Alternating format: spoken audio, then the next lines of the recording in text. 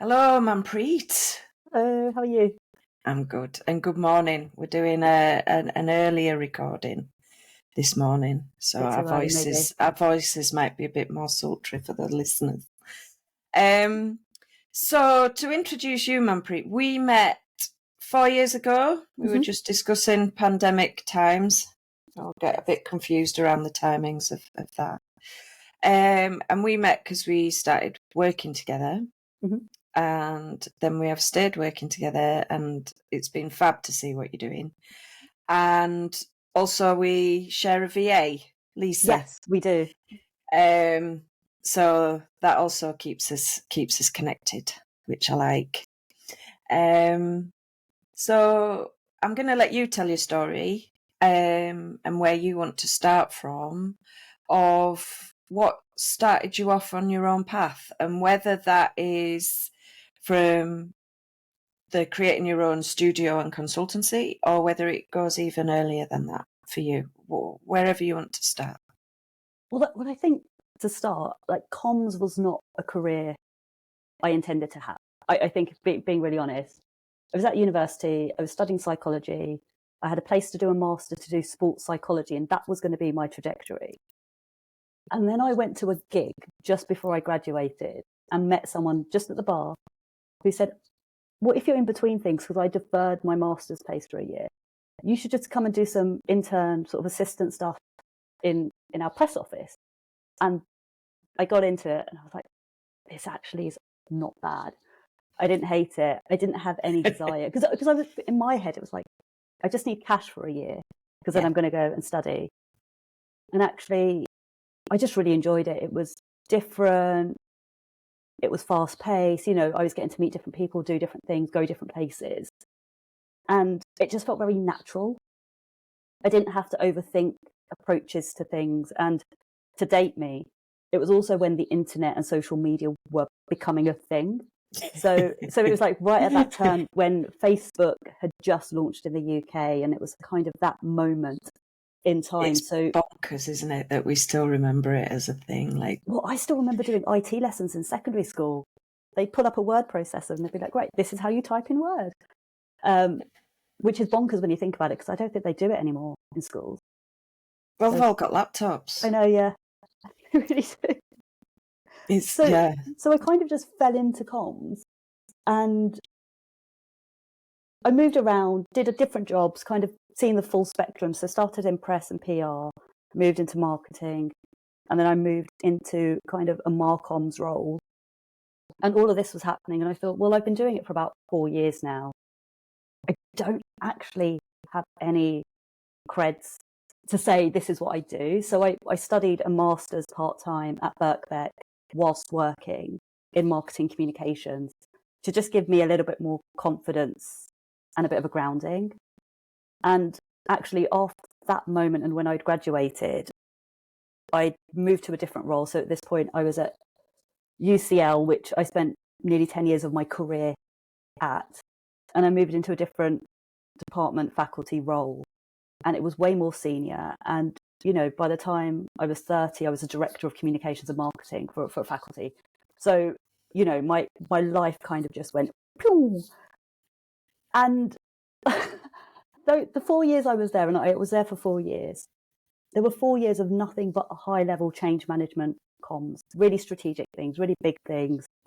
I got to work with some incredible creatives and people in industry. And as we were coming towards the end of it, I was sitting there going, I remember I was talking to my best friend, who I am working with in a different capacity at the moment. And I was like, I'm really bored. I don't know if being in an organisation where you have that kind of career path is for me. I want to work on cool shit. I want to work on projects. I don't really like the business as usual side and the cycle side of life. I don't know what to do. And actually my manager at the time, who was also the head of this faculty, just said, just go freelance for a bit. You've got the skill set, you've got the CV, you've got the portfolio. Just go and see what happens. So bear in mind, this is 2019. And I was like, yeah, might as well. I mean, what's the worst that can happen? So I left. I spent a couple of weeks in Costa Rica at the start of 2020. It was beautiful.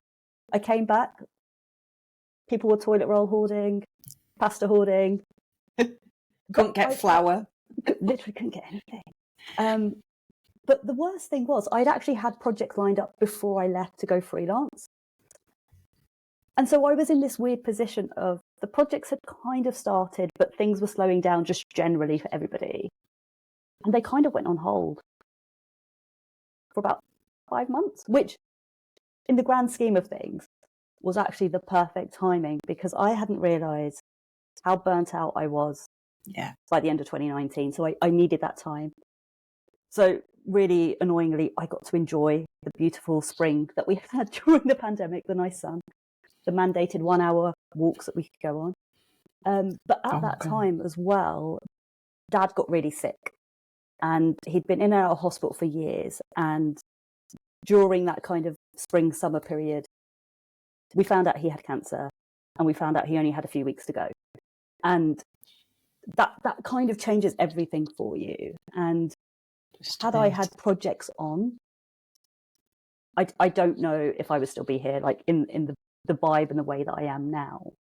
So it was almost that blessing projects got paused for 5 months, because I was actually able to be with the family, be with Dad, just be together.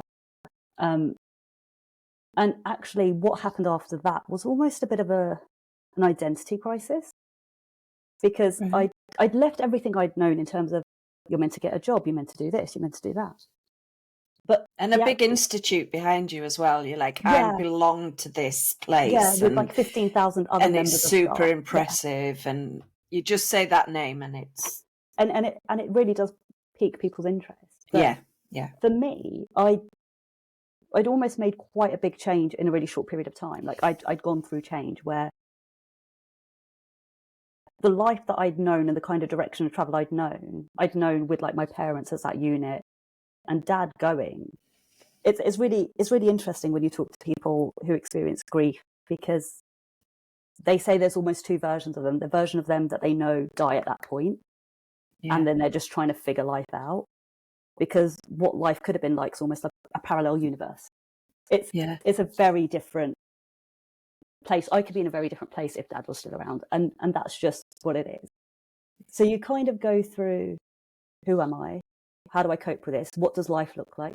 Oh, here's another lockdown on top of that. So there was no normality for about, I don't know, when did we come out of lockdown? Like 2021, late 21? I want to say it was a couple of years in the old, I mean, it wasn't the full thing for 2 years, but it was a lot of faffing about and uncertainty. And I mean, faffing about is trivializing it, but you know what I mean.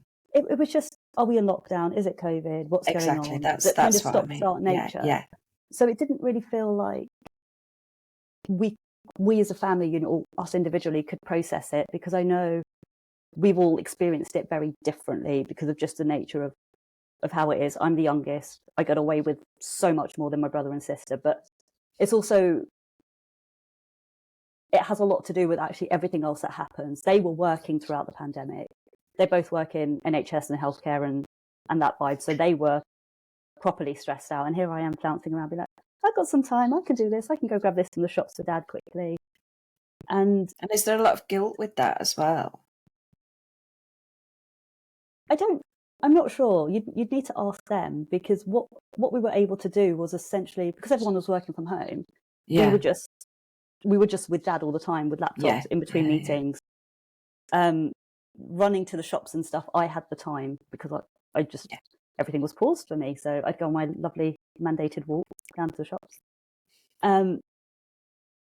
But it was nice to be able to just, for me, have everything put down and be able to write, this is a focus for me at this moment in time, and just how you process that, because it's really bittersweet. So some of the best memories I have are from that worst period of my life, and it's different because actually all the things you want to say in those conversations that you've been meaning to have, you have them because you know time is limited. Whereas I think if he had gone and we hadn't been able to say that, my grief journey would be very different. Yeah. And I think a lot of people probably feel that, depending on which direction they've experienced guilt and grief.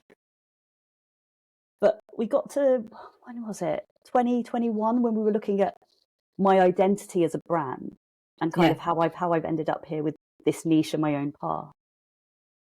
And I remember the calls. I was having like an existential crisis every time we met to try and work out what my niche was, because I was almost reconciling, well, what is this external version of me? How does that fit with who I am now? I had no clue, and I still have no clue who I am now. So I was like, oh yeah, this makes sense, because this is how I work as a studio. This is how I work as a consultancy. Let's see how that goes. And whilst we were having those sessions trying to craft my niche, Mum got sick, and we were going through tests to see if she had pancreatic cancer.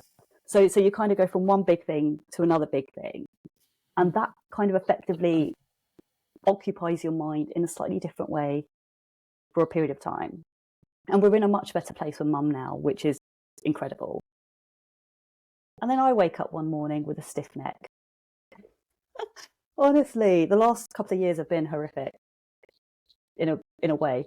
So I wake up with a stiff neck. And when you wake up with a stiff neck, you go, oh, I just can't look right at the moment. This is who I am now. And it will settle, because once you hit over 30, everything is just painful. And it just didn't seem to settle. It was a week, and I was like, oh, hang on a minute. I've been popping a lot of ibuprofen. It's not going down. Putting heat on it, not going down. Went to the physio. They made it worse, because they were like, oh, it's just a stiff muscle and just really getting in there. It wasn't that. So it took a very long time to like get the doctors to really notice this is something different, because they're still coming out of that tail end of the pandemic, catching up with the waiting list and all the other kind of ailments that people didn't go to the doctors or the hospitals for. So I ended up, it basically took a really long time arguing, and I got an MRI, and I was like, cool, something's happening. And then I laugh because it is bonkers. I was emailed my MRI results by mistake, and they had a bit of a diagnosis in there. So I did what any normal person did. I Googled it. And I was like, oh, what is this? What is this? So I'm having a look. First one, not so bad. Second one, oh, this could be quite fatal. Third one, you're going to be dead before you're 40. And I was like, holy shit, that's bold. But I was like, it's Google. You have a cough and you Google it, and Google tells you you're going to die, right? That's basically the premise of what it is and how it is. And I didn't think anything of it. And then I was driving back. I remember this moment, like it's hyper clear. I was driving back from Asda. This is how much I remember. And the JLS song Beat Again came on. And that song is violent. For a first release, absolute violence. There is a verse. I don't think I know it, but there's a verse that starts with "If I die." I then just, honestly, I was driving and I was sitting there going, "Shit, what if this is like really severe? I'm going to die before I'm 40," because that seems to be the flex that everything on Google is telling me. And I got back and I was hyper organized. I updated my will. I updated like legacy contacts on my iPhone so family can get into it. You know, there's a running list now of clients that they need to communicate with, because when you are working for yourself, they just can't call up one organization and tell HR, this has happened, sort it out. And I was a bit like, wow, am I over worrying? Am I being a little bit ridiculous? But having had Dad gone, big scare with Mum, I'm just like, shit. And the general vibe of COVID, where everything was suddenly like, mortality was a much more common discussion. Yeah, it really was. And I mean, I'm really smug about it now, because I'm so organised with all of this. So organised. You're making me go. Anyway. But I hadn't even thought about it, because until that moment, I was like, having known everything we kind of had to go through with Dad. And then when we had that scare with Mum was like, right, let's sort out everything, like, you know, organ donation, like all of these different things. Makes sense. I was like, it's not like I can call an employer, like my family can call an employer to say, she's off it, like, I'm really sorry, she's not alive anymore. Could you let other departments know, and so forth. You know, they'd have to call like 7 or 8 different clients, and I was like, they have no idea who I work with, and they have no idea for what that looks like. And when you are self-employed or you run your own business, having that list, and almost, it's as morbid as it sounds, being prepared that if you get hit by a bus, actually you're not potentially going to get sued, they're not going to get sued for breach of contract from clients. You'd hoping clients wouldn't do that, but you never know in this day and age. Yeah. I became so hyper organized to the point where I remember talking to my sister on the phone and she's like, why are you talking to me about your will? I'm like, I'm just telling you where it is, just in case. She's like, what is going on? And so obviously, as you sort of, you don't want to scare the family, but then you tell them. And we have a group chat, like a family group chat. And mostly when you lob in something like this, being the youngest, you get the piss taken out of you completely, which is, it's normal. We're also very scared and worried about each other's health. So even if my sister has a cough or my brother's like, oh, my back hurts, we're like, wait, what's going on? Yeah. Like we're so hyper aware of it. And bear in mind, I became so organized in the week between accidentally getting my MRI results and then seeing my consultant. And so I'm like, at this point, I get in there, I'm like shitting myself. Oh. I'm like, oh God, what? Like I've made it much bigger in my head. I'm going to die. I'm going to have to put all this stuff out. Why am I paying into a pension? Like all of these big thoughts. Love that your brain goes to this organized stuff. Like, honestly, I think I'd just, well, you don't know, but I think I'd just be a mess. But anyway, go on. Sorry. No, and then I got there. I made the mistake. I told him what happened, made the mistake of Googling it. And, you know, the first two weren't that bad, but the third, fourth, fifth, sixth, like all the links I was reading from reputable places in the UK, America and Australia were saying, chances are not going to live to see 40. And he just went, yes. Absolute moment of pause. And I'm sitting there going, oh shit, oh shit, oh shit. And he's like, but it's not that severe for you. I'm like, why could you not have said that in the same breath? Like I'm sitting there having like a 30-second absolute freak out. What did he say? Sorry, I missed the second bit. So he said yes, and then what? Yes, and then has a pause, and then said, it's not that severe though, so you don't need to worry. And I'm just like, the delivery of some of this news though, guys, come on.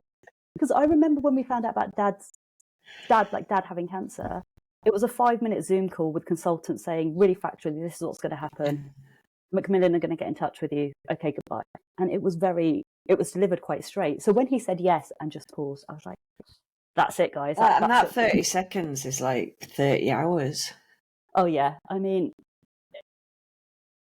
it was possibly the worst 30s, because like just having that big domino effect of dad, mum, then potentially you, was a bit like, oh shit, like what's going to happen? He said it's not that severe, and it's taken about a year for us to really get this under control, where it's not impacting my day-to-day life in the sense of having like pain. But if you think, well, actually, so what's that, 2020, 21, 22, so last year, 2023, like to give you context, work is flying. I am too busy. I'm too busy. And well, I know that from just trying to get anything in my diary. I'm trying to get anything in your diary. And I'm just so busy working on some really cool things. But actually, last year for me, every day was just surviving. It was what's on the agenda, what do I need to do personally, who do I need to see, like what's going, like, and just ticking it off. Yeah. And I got to November last year, and I thought, like 2023 got booked up in 2022. Like to give you context of how far my diary's out, we're in 2024 now, and I'm booking things into September 2025. I don't know whether I'm going to be here, but you know, we'll see what happens. And are you still concerned about that? Is it still a thing? Not as much now, because we've been able to get it under control. I'm on medication. It's actually not impacting my day-to-day life. However, I'm not fully discharged, so I have to go in for MRIs and checks with my consultant every 6 months just to monitor it. Okay. So from my perspective, he's like, go nuts. But go nuts has a very different meaning. It's not like you're going to die, go nuts, go and live out all your like best desires and experience everything. Go do that skydive. Yeah, I mean, I've done it before, probably would never do it again. Same. But to kind of like figure out how you set up like on your own path and what I'm doing, had I had all of this going on and I was employed and I didn't have the flexibility of managing my own diary, being able to work and flex things, I think I'd be in a very different position than I am right now. Because I sound quite upbeat about it, even though it's everything I've spoken about for like the last 20 minutes have been so morbid. It's not morbid. It's life, and it's what it can be, and it's. And we got to November. I thought I don't want a work-life balance. I want a better life balance, if that makes sense. Totally. So I had 2 months off at the start of the year. Great, relaxed. I've been busy, like just so busy since then, and I'm planning to take 6 weeks off just after the summer. And I wouldn't be able to have that flex if I was employed. And actually working on projects suits me because it suits now that direction and flex that I want. It's funny when we look back, it's almost like instinctively what you need. Like, you don't know everything that's coming, but there's something in you that goes, like when we worked together and it was you wanted big projects. Not piddly things, not faffy things, not things ongoing, but like really juicy, meaty projects. And it is that. It comes in some solid time, you have a clear end and it finishes and you can plan your time. And working for yourself, a big thing of it is like you've got control over your life. So everything that you've described is very much, I can imagine, feeling out of control. Yeah. But this is something you can control. Add on top of that, like your time and how you are able to organise your life. So, Penny, you've cut out for me. I'm just going to pause for a sec. Yeah. Are we back? It just did a little. Yeah, I'm back. Yeah. So what was the last thing that you was? You were talking about having control of your own sort of calendar and having that flex of schedule when everything else is out of control. Yeah. So yeah, having that, being able to control that part of it, that's come up for a few different reasons for a few different people, and I think it's a big thing that not forcing to fit in many different ways, and one of that is having your time managed so intensely and being able to control that side of it. And but it's just interesting looking back that it's almost like you instinctively knew this was going to be something that you would need and therefore set that up. And I think it's, having, so we obviously share an EA, and like Lisa came on board the start of 2022. I've been working with Lisa for a little while, and actually giving over part of my control of my calendar to someone was not an easy experience. I think, being honest, I felt like I was losing control. But actually, what Lisa has been able to do in the last few years is help protect my time. Me just sort of saying, look, I've got hospital appointments, we just need to get this rearranged. I don't then need to spend the time to rearrange. I can focus on doing the work for the clients that I'm working with. And just, it is an experience. I think it's an experience. To the point now where I met some friends over the weekend, and they were asking me if I could do this on like a Thursday evening. And I was like, do you know what? I don't want to sound wanky, but you're going to need to go through Lisa, because I don't want to waste time. I have to speak to my people. Well, yeah, but I also don't want to waste time trying to go back and forth with you when our schedules, because of what time is now very precious. Like time is precious. And I'd rather spend the time having meaningful time with them rather than trying to sort out schedules, because it's just it just kind of doesn't work. You haven't got the headspace. Well, I also just don't want to. Kind of now. I think how many days I've wasted trying to organise things. And then when you work for yourself, you put a monetary value on it. I'm like, actually, that's the equivalent of my day rate. And when you put it like that, you're like, why am I wasting my time doing that when there are other small business owners and individuals who are trying to make a living doing this? Yeah. I have the financial means to be able to get them to come in to support me. So why would I not do that? Yeah.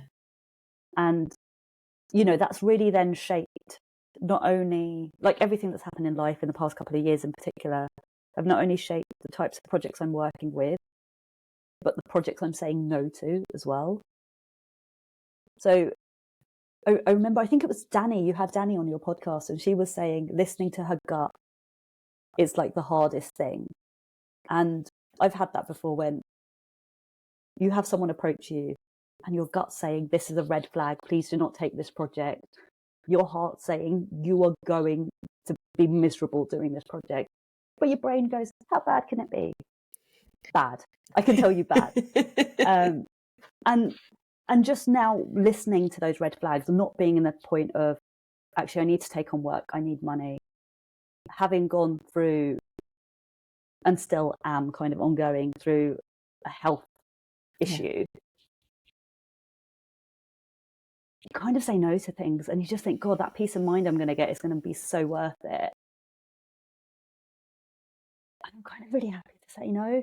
It's taken me a really long time, but God, boundaries are great. Where were they before?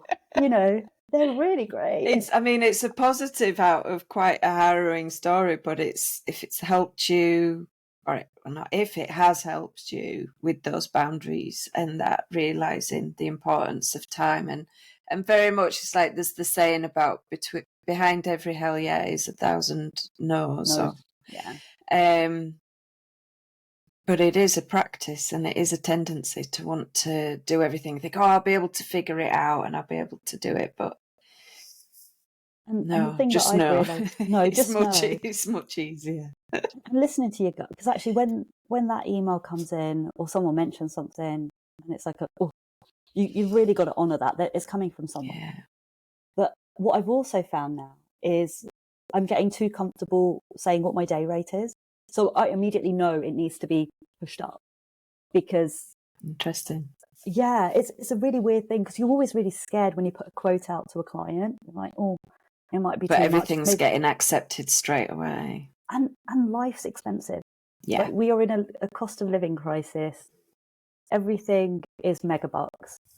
You go outside your front door and you're spending 40 quid just by breathing. Like, that's the minimum spend now. Yeah. So... But also, if you're booked out, like you say, from the year before, then and it's actually working on core things. So some of my projects are here in the UK, a lot of them aren't, and I'm under NDA, so I can't really talk about them. Can't put them on my website, can't do anything with them. But it's really hard then to explain to people what you do, because you can't really talk about half of the things that you're working on. But everybody just knows I'm just not around. So they're constantly going, are you going to be in the country in 3 months' time? I'm having a baby shower. I'm like, I will make time for that. And I think that's the thing, is let me know and I'll move things around, because I can make time. It's if I'm physically, thousands and thousands of miles away, it might be difficult to come back for a weekend, but there's always a little bit of give in things. Yeah. So it's actually just prioritizing what's important, really, and saying no to projects that are going to steal your peace is high up there.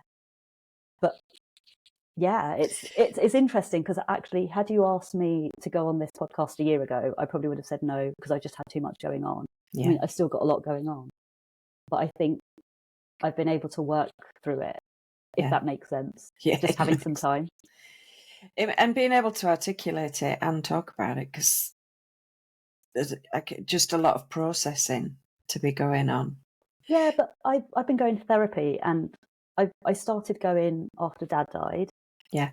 Because, there was a lot there. So what's that? Like, I started going 3-4 years ago. I hadn't realised just having the space for yourself to talk about things, particularly when you're running your own business, because you're figuring out, how do I do tax? How do I do you're learning a whole bunch of new skills, and your brain is constantly spinning 1,000 plates, just even if you had a very stable personal life. Yeah. Your brain is operating in a different way. So I have these two massive things going on. Yeah. And actually just having that space has made a difference. I don't know why I hadn't gone sooner, honestly. But just being able to talk through it, and it takes a while again to feel comfortable to do that. Yeah. But being able to articulate it is weird in a sense of there's so much going on in your head. Yeah. That I guess, like I was sort of saying, had I not been through all of those big things, if I didn't have that avenue to be able to talk about it, I'm not sure I would be here in that kind of like, oh yeah, upbeat way. I say upbeat way. I've just had a great cup of tea and it's like hit the spot perfectly. I think you sound calm. I think you sound, I think calm and just together, and thoughts are in order, and you're working things through, and it's taking a breath rather than like with the manic busy. And even knowing that you're really busy on things, you've got things in order, you've got Lisa protecting your time. Shout out to Lisa.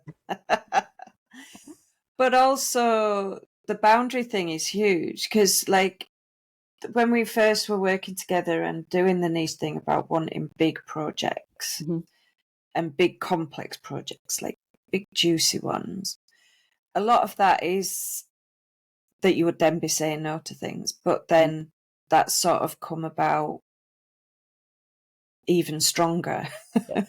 Yeah, and you know, when you say because no to of your circumstance. And when you say no to your first project, you are absolutely looking it. You're going, if I say no to this project, I'm never going to get work again. I'm not going to be able to He'll pay tell the bills. everyone. Yeah. And Who does she think she is? Literally. And what is nice is when you say no to something, what I've found in my experience is what comes next is actually incredible. So every time I say no to something, I've got the faith and the belief that actually the next thing that's going to land in my inbox is actually pretty cool. So I've said no to 2 big things only because I'm holding out for that massive thing to come through. But equally, I'm booking things into next year because I've been working on projects for such a long time with clients. No, but I think that's a good one to recognise. Like I have it with when it comes to taking a big leap or take a jump. I've always found that as scary as it is, when I've done it, you always land. And there's usually something better. So that's my version of I think of what you're talking about, that you've done it enough to have faith in like everything will be okay, and it'll be more than okay. In fact, I'm making room for better. And I think it's, and the world didn't end with those ones that you said no to as well. No. I imagine. And I think that's come from growth, because there are some individuals, particularly when you work for yourself and you do a project for a client really early on, you take something that you go isn't quite right, but it pays the bills. Yeah. And then they see you as that person when actually you're not that person anymore. Yes. So it's always no, I can't help you. Here's someone else who can. Also, FYI, these are the types of projects I do. So you're always using it as an opportunity to, I feel dirty, like sell yourself. and for me, it's not dirty. It's clarifying what you're doing. I know, but for me, for someone who works in comms, I really hate promoting myself. Honestly, it's the worst thing in the world. You know this. We've been through very painful conversations when you're like, you just need to stick it on LinkedIn. I was like, no, I don't really want to do that. And I honestly, well, a bit more finesse than just LinkedIn, but we get the idea. Yeah, just kind of like going through that process. Whereas I just rather work on the stuff. Yeah. And tell you what you need to do, how you need to do it, how you're going to get the impact, get the cut through. And I think what's interesting for me, particularly in the last couple of years, and actually just before I left UCL as well, the kind of projects that I was working on, they were moving out of kind of the communication space slightly into the more strategic area of actually how do we land big strategies, big initiatives, like how does that all work within the piece from a communications perspective, but still having a really good understanding of how the operational side works, the interdependencies and how they all fit together. And actually some of the cool things I'm working on are moving me out of comms ever so slightly. So there's a big journey happening there around me feeling more confident in that space. But I have, without sounding too, look how great she is. I've got a pretty nice portfolio. I've got some really big I would say, look how great she is. Bloody hell. I've got the evidence, if that makes sense. Coming from a really, psychology is quite a scientific, stats-based place. You need to back everything up with evidence. The evidence is there. The direction of travel is heading in the right way for me. And it is just trying to finesse those, because I don't want to lose the creative side that I get to work with designers or doing big installations for exhibitions and curating them. But equally, my mind connects things in different ways and see things that most people don't, because actually, as most organizations that are small, you are probably working with 3 or 4 clients at the same time. And what you'll pick up is, oh, that didn't work there, so actually let's apply it here. And so you're always constantly learning and evolving, and your offering is becoming richer. Yeah. And because of that, you sit in a room and you're like, hang on a minute, a client tried this 6 months ago, it didn't work. And you're able to provide risks without breaking NDAs or anything in that perspective. So you're like, well, have you considered X? Have you considered Y? It's building your expertise. You've got your focus, you've niched down, and then you're building your expertise in that area. It's a best feeling. Yeah, and it is nice when you see the types of organisations that land in your inbox. And I mean, it's using what email address that they use as well. That's quite telling, because I've got different things out there to, do a litmus test of where things are coming from. And it is really interesting to see people are landing through the website, or they've had word of mouth recommendations. And I've been really fortunate that 90% of the work I've done has come from word of mouth recommendations. So people that I've worked with on projects have either gone to a different organisation, taken me alongside with them, they've recommended me to other colleagues. And so actually your network just naturally grows.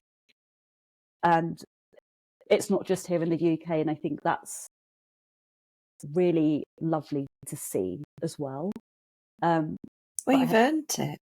Yeah, I mean, and you've got clear on what you're about, and then gone off and done it. It's fantastic. There's a lot that goes alongside it, and actually having a good support structure around you helps, because if I didn't have an EA, I'd probably be like, oh God, I've got to do this. It sounds bonkers, but I get to the end of the working day, I have a separate work phone, it's completely removed from my personal life. That's good. And I'm able to switch off. My brain doesn't think about work in the evenings like it used to. Yeah, unless that's I've got a really good. tight deadline because the client hasn't given you something and they still want it for 10 a.m. the next morning. But it's an anomaly rather than the norm. And, my weekends are better for it, because I'm not thinking about work. You've got the boundaries, and it's the internal chatter that your head has, particularly when you work for yourself, is constantly, okay, how are we going to pay the bills? How are we going to do this? How are we going to do that? I don't have any of that, because, and I think it's pretty safe to say, one of the decisions I made really early on was I was going to be a business of one. I didn't want to be responsible for someone's mortgage. I didn't want to try and scale. And that came directly out of clients saying, we want to work with you. We don't want to work with other people. We want to work with you. If they come with you as part of your team, great, but it's you. Yeah. And then when you're sitting there, you're like, oh, maybe I should be I should be growing the business. I should be doing this. Whereas actually, I work with great people, bring them in on projects. I don't have the stress of paying someone's monthly salary, which is then going to impact the way they live.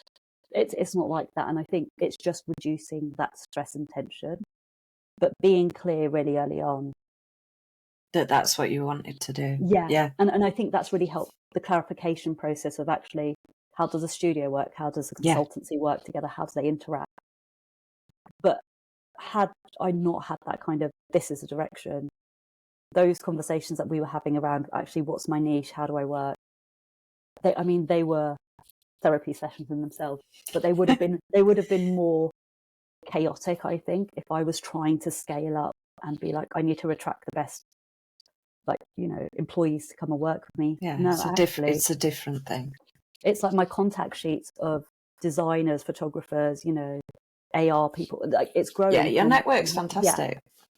Yeah. And I think that is because I'm really clear. I'm like, I don't want to employ you. I want to work with you on this project. Happy to run the payment through me equally. If you're going to be classified inside IR35, which there's been a little bit to get my head around, go on their payroll. I'm not touching that. Yeah. And you're learning constantly. And again, it's boundaries, isn't it? All the time, boundaries. And just being clear, and people know where you stand and where they stand. I think so. But I don't know. Maybe if we have a chat in a year's time, it might be a whole different answer. Be like, but I think, well, the second question. Oh God, are we still only on the first question? Yeah, but don't matter. They've sort of blended, and it's more just as a guide through. And I think we've answered this one really. That's what I was going to say. When we say what has niche meant for you, how do you see it? How would you describe it? And I think boundaries comes up a lot from what I'm hearing. What you've said so far, I think that the boundaries is a huge thing. That you can be clear on what you need, what you're going to do, what you're not going to do. Yeah. Do you agree, or is there more to it than that? No, I think so. And I think feeling comfortable with boundaries. So not saying something and immediately going on yourself. It's almost like holding your ground slightly. Being comfortable with that silence. That silence and the grey. Life isn't black and white. It's grey. Yeah. I'm really comfortable operating in the grey because communications is never black or white. Someone responds, it's like, well, actually, is it reactive? Like, what are you doing from a response perspective?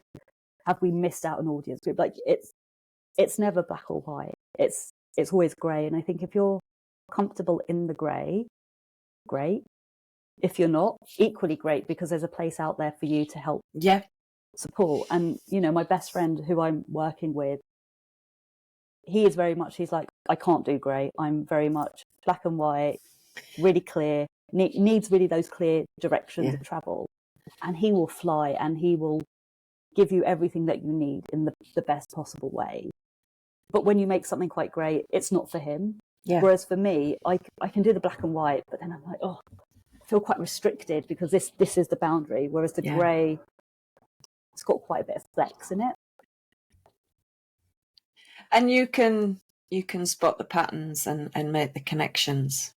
And it's the complex bit that we talked about in the beginning when we're saying it was big projects, but it's the complex part. It's the organising, the muddle.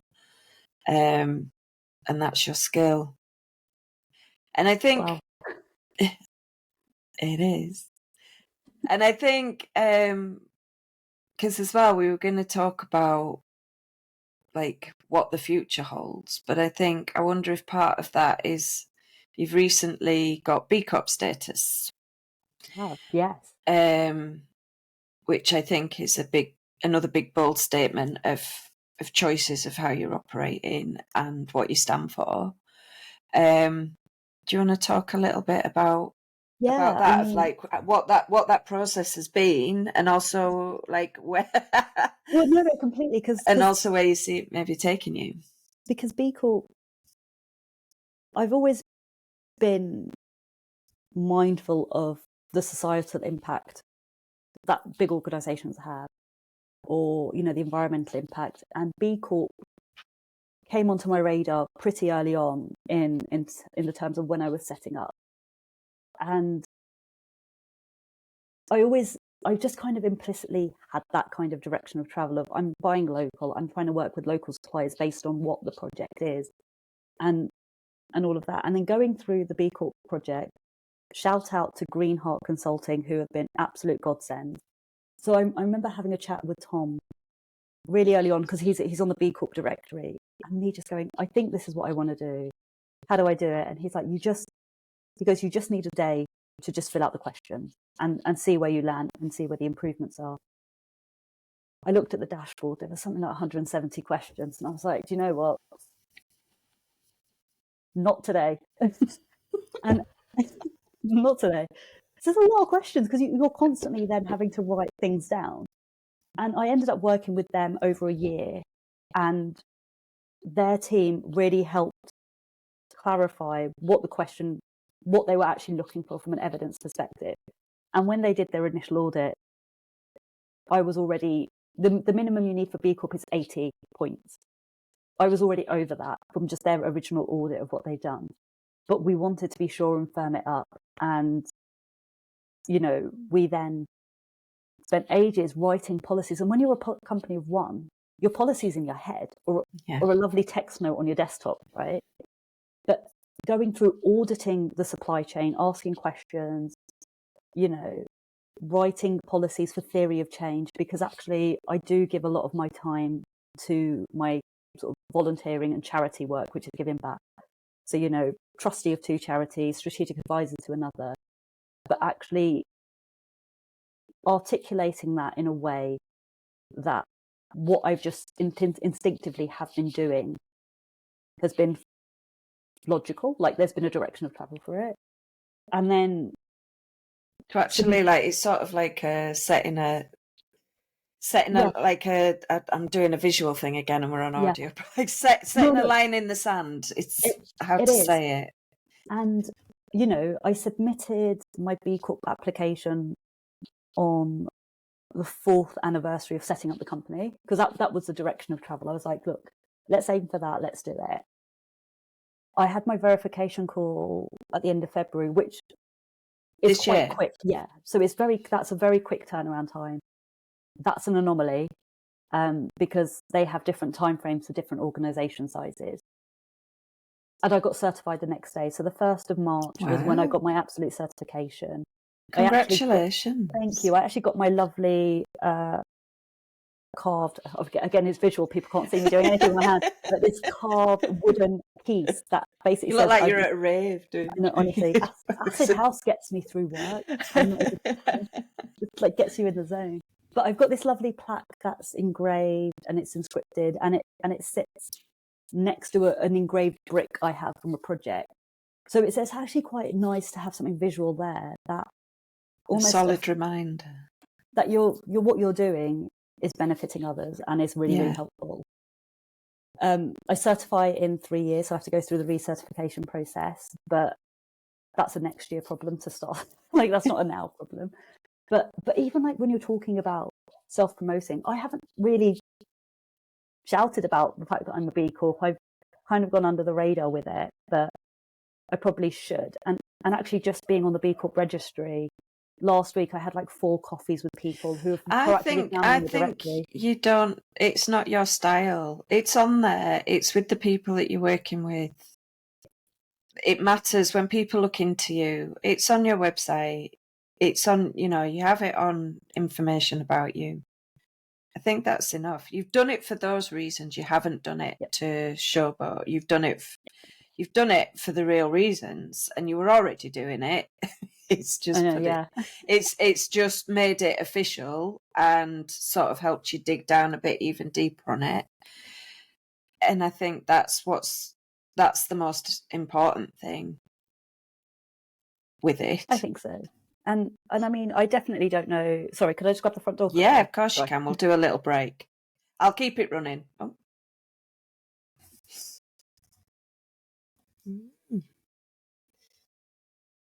Not you barking for once. I know. Sorry, did you hear that? Sorry, someone else got the dog. Did you hear the dog at the back? I didn't hear the dog, but I was just congratulating Pip for not being the one to be doing any noise. She's stayed very. I thought she might kick off, but we're there. She hasn't. Right. Well, yeah, we were talking about the B Corp thing. Yeah, and I was just going to say, I'll pause a second, and I'll just come in and just sort of say what the next year looks like. Yeah, I can hear the dog now. Yeah, sorry, I've pointed it out, haven't I? No, it's all right. I genuinely, I think I was just so busy praising Pip for not being a total bellend, because she has her moments. Right, okay, I think it's finished. No, start again. I think I'm just going to have to talk over the dog. Yeah. It's not massive, and No, we've got noise reduction on. So okay, cool. So and it's just life. Like, yeah, I think there was like a big helicopter that went over as well at some point. So here you go. The joys of living in South of London. That's what happened. But B Corp has given me a nice direction of travel, because I genuinely don't know what the next year is going to hold in terms of big milestones or anything, but it definitely puts me in the right direction of travel in the sense of I can't really talk too much about it because I'm like got NDAs up to my eyes basically on some of the stuff I'm working on, but it definitely puts you in the right space with the right people who want to do good, ultimately, and I get to work on some cool shit, so how bad can it be? I think it's a great thing, and I think because it's is it how long from the branding? So is it 3 years? 3 years in? 3 years. So that's also really great. Like 3 years? It'll be 5. It'll be 5 actually. Tell a lie. 5 at the end of this year for me. Wow. Yeah. I think it's a really great. It shows the transition and the progress and the way of where you're going, and that it has been a steady, solid, thought out, boundary setting journey with a lot going on behind the scenes. But actually having that focus, I think, has helped you like not decompartmentalize, I don't know if that's the right word, but be able to have the two things running and manageable to a certain extent. And having the time to be able to sit with things and decisions. So even not getting bounced into work decisions quickly makes a difference. I love it. Well, thank you, Manpreet. I think you're absolutely fabulous, and I'm even more assured of that after this little chat. Yeah, because we haven't had a good chat like this. I don't know. I suppose unless you're sitting on a podcast, you don't really going get to have in that depth. You don't really sit and have these conversations. So, thank you, and thank you for being so open about everything. I think it really helps to hear what people have got going on.